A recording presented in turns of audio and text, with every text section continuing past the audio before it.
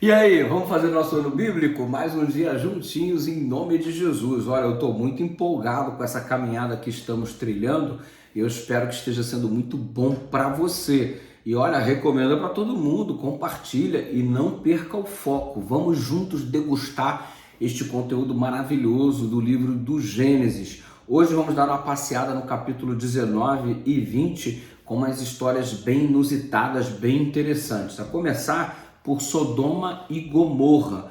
Quando você olha a descrição de Ellen White, a profetisa sobre estas cidades, você observa que era uma das cidades mais lindas da Campina do Jordão, exatamente. Inclusive, Sodoma também era conhecida como Jardim do Senhor, de tão bela, ataviada por oliveiras, por palmeiras, videiras, e as flores exalavam seu perfume o ano inteiro naquele lugar.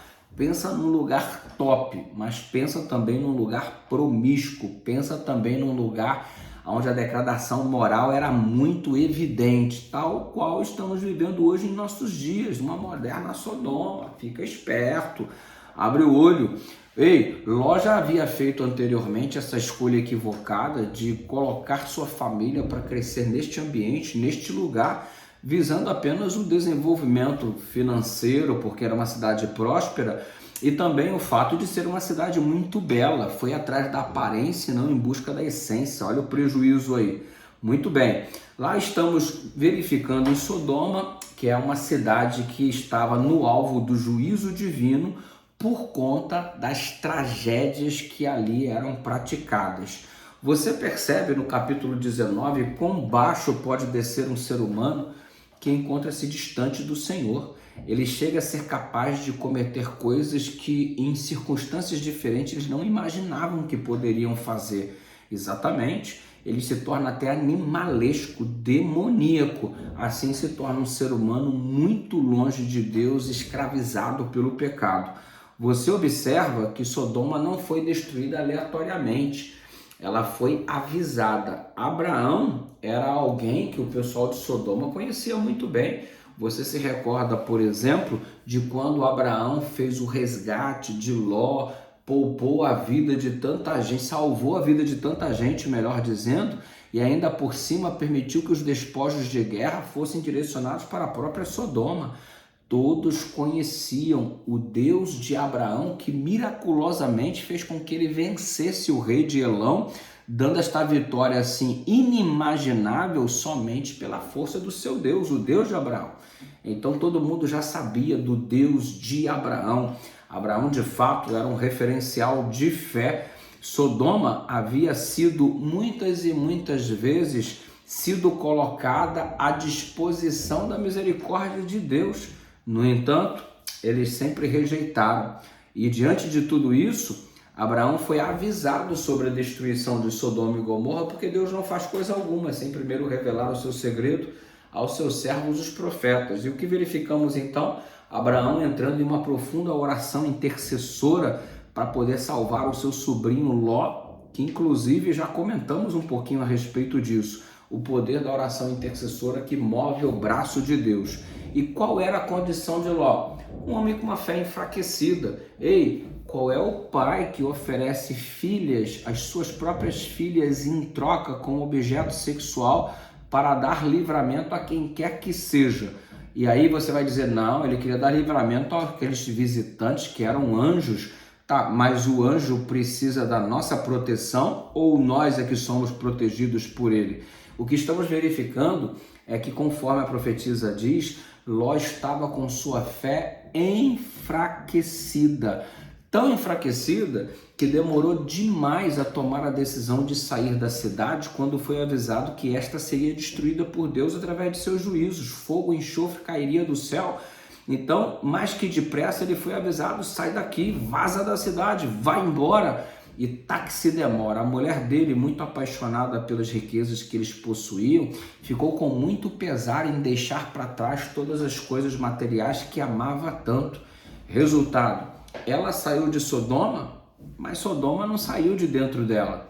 As filhas saíram de Sodoma junto com o pai, mas Sodoma não saiu de dentro das filhas.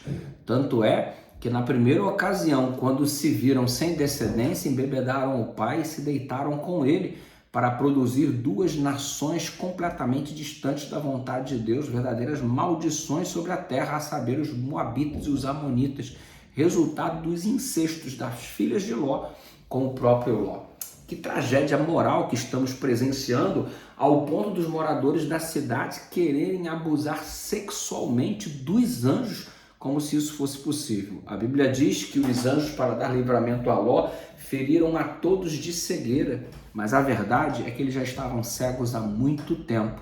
Quando nós não enxergamos a vontade de Deus para a nossa vida, é sinal que já fomos atingidos pela maior e pior de todas as cegueiras, a cegueira espiritual, onde não enxergamos o caminho que, embora estreito, é o único que conduz à vida eterna. O resultado é que eles viviam em função do prazer como se isso fosse a justificativa para tudo, parecendo os hedonistas que viviam em função do prazer como se o prazer fosse o motivo pelo qual se justifica qualquer tipo de atividade, qualquer tipo de ação. O que importa é viver pelo prazer. Aí, de repente, aquilo que você faz, você já acostumou tanto que já não te gera mais prazer. Então, você tem que fazer uma coisa mais forte, mais intensa, e assim mais forte, mais intensa, e de novo mais forte, mais intensa, sempre descendo ao mais baixo nível moral. Assim, o homem não se torna servo de Deus, se torna escravo de sua própria concupiscência. Resultado? Estamos vendo a situação de uma cidade depravada e que não estava mais ao alcance da misericórdia do Senhor, porque eles rejeitaram todas as oportunidades. O que restava era apenas a destruição. Mas, na verdade, eles já estavam destruídos. Eles apenas receberiam a consequência final daquilo que plantaram. Diante de todo esse cenário, Judas capítulo 7 chega a dizer que Sodoma foi destruída com fogo eterno, mas obviamente a cidade não queima até hoje. Que fogo eterno? Eterno em suas consequências. Sodoma não mais existe, ou seja, o fogo foi eterno ao produzir consequências destruidoras, devastadoras, das quais nunca mais foram reparadas. Assim também é o fogo eterno do juízo, vai ser eterno por trazer consequências eternas, não que vai ficar queimando para todo sempre. O mundo não seria um mundo perfeito se houvessem chamas com pessoas agonizando para todo sempre. Seria muito irracional da nossa parte trabalharmos nessa linha de raciocínio. O que estamos vendo é o juízo de Deus que está caindo sobre Sodoma, e a mesma história vai se repetir, porque nós estamos vivendo numa moderna Sodoma, onde todos vivem em função do prazer e não da vontade de Deus, e estão plantando sementes muito ruins para colher frutos piores ainda. O resultado é que o juízo de Deus, assim como abateu Sodoma, abaterá a nossa moderna Sodoma. Então você só tem que tomar cuidado, como eu, para trabalharmos numa direção. Se estamos vivendo em meio a Sodoma, Sodoma não pode estar dentro de nós, ok? Porque lembre-se do que o Senhor Jesus falou: bem-aventurados limpos de coração, porque eles verão a Deus. Ló estava tão fraco que os anjos arrastaram-no, tomando-o pela mão. A misericórdia do Senhor é extraordinária. Tudo isso movido pela oração intercessora do tio Abraão. Ei, nunca desista de orar por alguém, mesmo que essa pessoa esteja tão fraca, é capaz do anjo tomar essa pessoa pela mão e arrastá-lo. Eu creio, isso é perfeitamente possível, aconteceu com Ló. Por que não pode acontecer com aquele teu filho que está afastado e você orando incessantemente, o anjo vai lá e o arrasta? Vamos orar para que o Senhor execute milagres na vida dos nossos entes queridos, como executou na vida do Ló. Ei, se o Ló não tivesse se demorado, estaria distante o suficiente para que não perdesse a sua esposa. Afinal de contas, por estar tão próximo, uma vez que ela se vira e olha, se transforma em estátua de sal, porque estava muito apegada a Sodoma. Se ele tivesse saído há mais tempo, estaria distante o suficiente para que isso não acontecesse. Então, às vezes a gente demora muito para fazer o que precisa ser feito e as consequências são muito trágicas. No caso de Ló, ele perdeu a família dele. E no seu caso, o que você está esperando perder para fazer o que precisa ser feito? Pense nisso. No capítulo 20, Você observa o pai da fé, Abraão, cometendo o mesmo deslize. Ei, para poupar a sua vida, não é que de novo ele mente, fingindo que sua mulher é sua irmã? Agora note, ele tinha 99 anos de idade. Sara também era velha. Mas que mulher velha é esta que chama tanto a atenção? Sem dúvida nenhuma, Sara era uma mulher de rara beleza e um estado de conservação invejável, ao ponto do rei Abimeleque querer tomá-la por mulher. E diante disso, Abraão, ele não faz absolutamente nada, porque havia mentido. É minha irmã, então Abimeleque, então eu quero por minha mulher. Resultado, Abraão, o pai da fé, mais uma vez manifesta o mesmo pecado da mentira, mais uma vez demonstra uma fraqueza, uma covardia tremenda, ao ponto de colocar em perigo a sua própria esposa. Que homem covarde foi Abraão, ao ponto de colocar em risco sua própria mulher. Diante de tal situação, a gente tem algumas coisas que precisamos entender. Número 1, os fins não justificam os meios. Para se poupar de uma possível morte porque sua mulher era muito bonita, ele quis dizer que era irmã.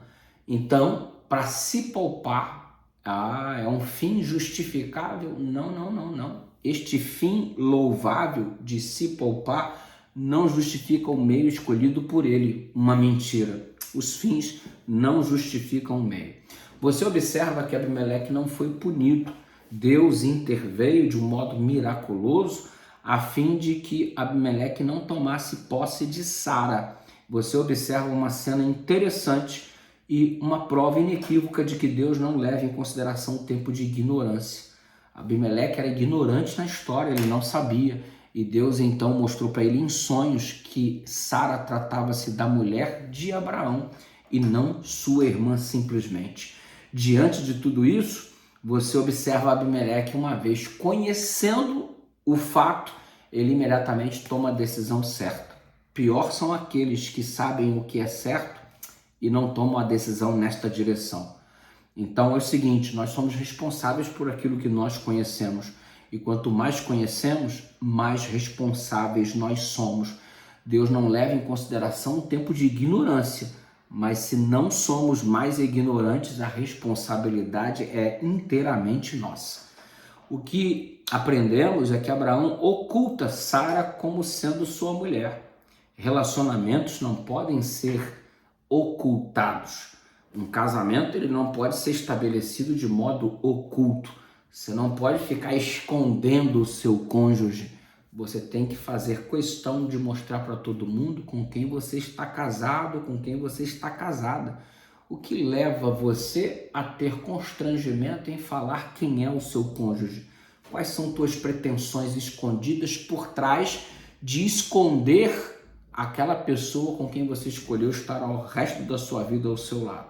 Pense nisso. Se você esconde com quem você está casado no seu ambiente de trabalho, se você esconde com quem é o teu cônjuge na tua escola, talvez tuas intenções não sejam as melhores. É bom dar uma reavaliada nisso daí.